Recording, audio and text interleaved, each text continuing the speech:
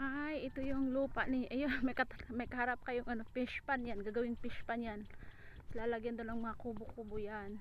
Tapos ayun, yung likod ng kubo nila nini, dyan kayo. Tapos merong isa dyan. Tapos si Uncle Bibot, yung nasa may na, yan, may nalinisan kay Uncle Bibot yan. Si Uncle Bibot. Tapos doon, dyan ka oh, dyan banda, yung sa harap ng kubo nila nini.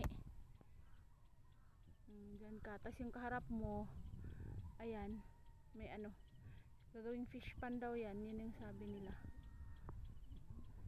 Sabi ni Jerry, meron daw ano doon no, bakante yung dyan sa may puno na yan. Kausapin namin yung may-ari doon ngayon.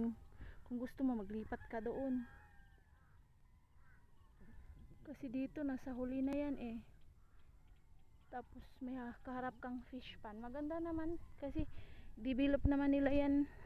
Gagawin daw ng fish pan, tapos lagyan ng mga kubo-kubo.